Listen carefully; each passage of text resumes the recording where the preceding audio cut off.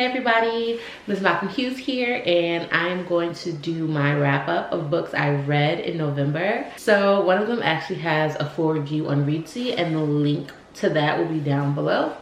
But again, the 3 books I was reading this month are The Essence of Sufism by John Baldock,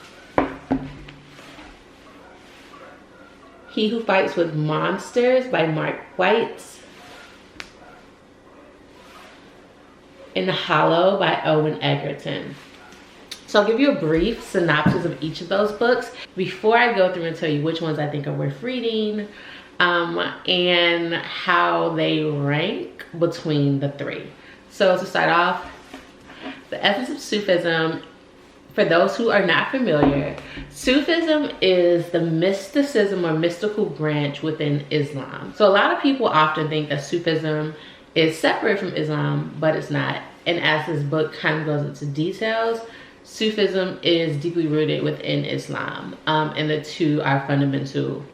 Did I walk away from this book understanding Sufism completely? No.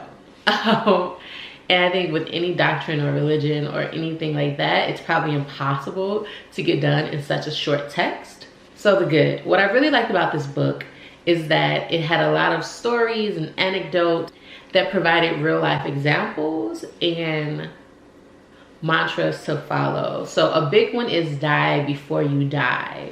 And what that means is to die of your worldly desires, die in the flesh, before you actually transcend.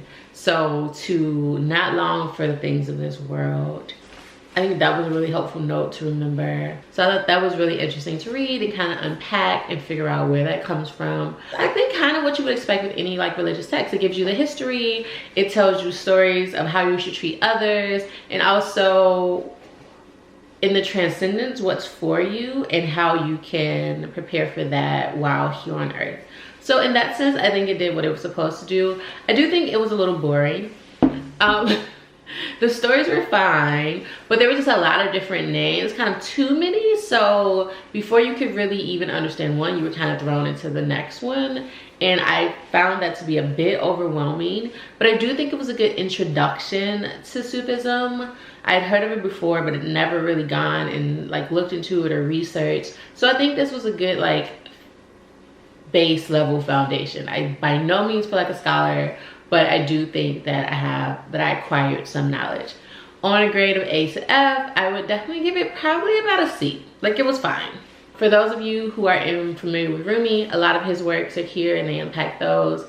So again, there are some interesting anecdotes and like tidbits, but I wouldn't tell you when to rush out and read it. The next book I'll go over is He Who Fights with Monsters by Mark White. So this is the book I have the full review for over on Readsy, tagged below.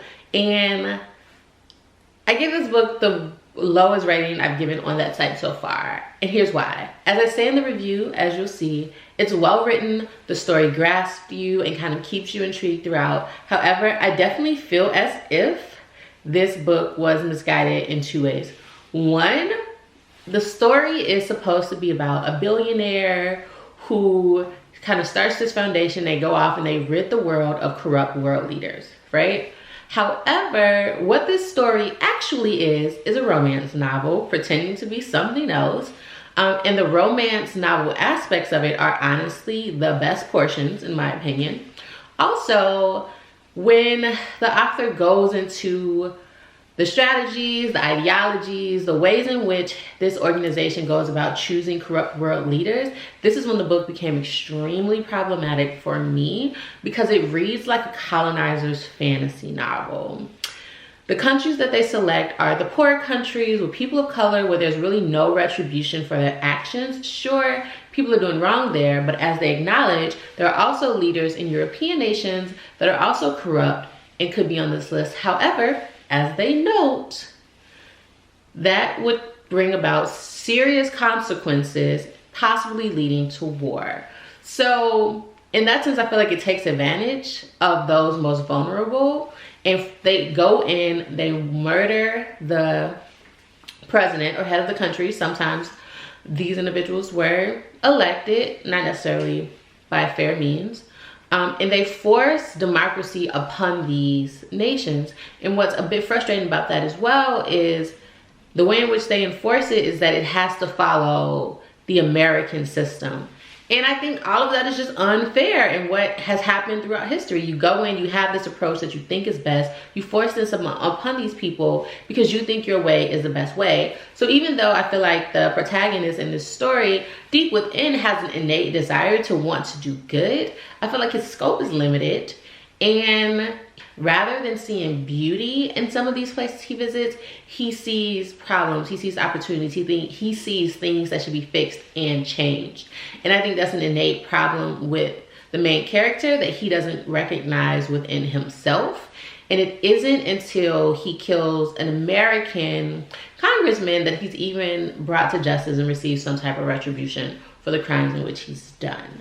But he's doing all of this because he's hurt. An unforgivable act has happened to him, and he does all this in the name of love, but it's truly for revenge. And it kind of takes away I think this novel could have been better. I think that the author wanted to send a message, and I think that it could have been done had not it been so deeply rooted in ideologies of oppression and colonization. That's my take on it. So on a grade of A to F, I do think it was well written. Like I said, I think the story was interesting. I think it was well paced. I think as a writer, he did the things he was supposed to have done in the creation of this novel. I just personally disagree with his ideology and thought patterns. So for that reason, I'm going to give it a C. It wasn't for me. It wasn't for me. So the final book is Hollow by Owen Egerton. And this book is also a bit of a heavier read. It actually, portions of it reminded me of a book that I reviewed before, and it will be linked right there, of Count It All Joy.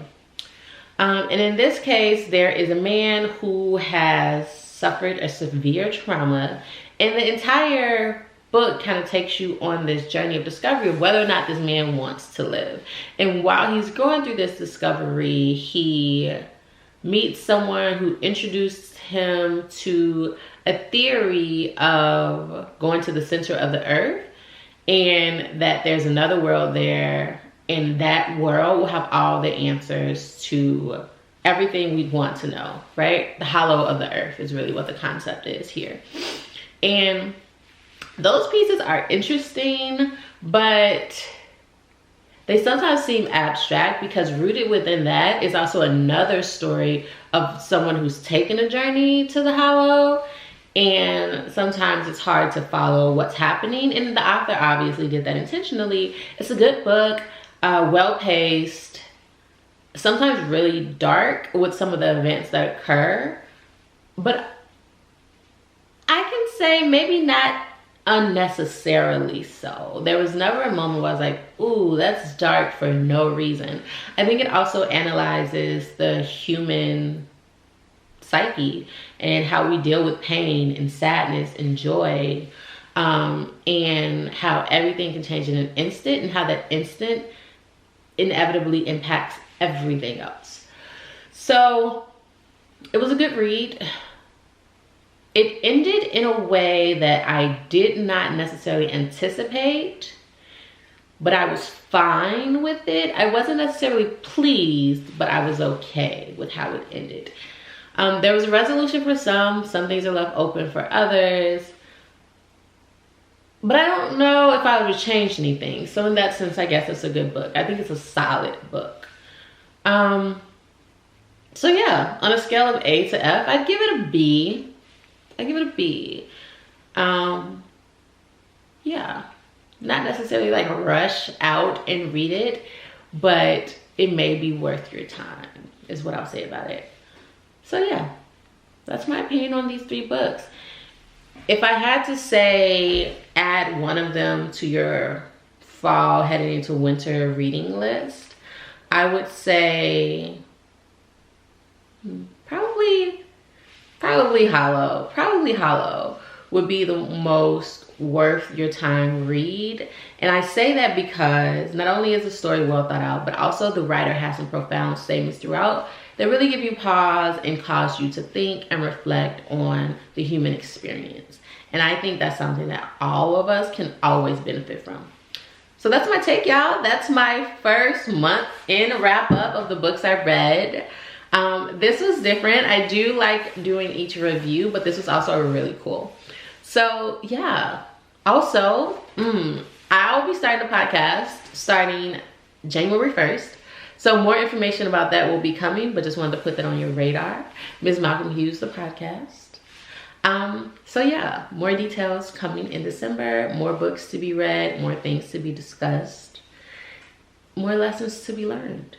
But until then, as always, please, as we approach this end of a year and end of a decade, remember to give time and to have the best day of your life on purpose.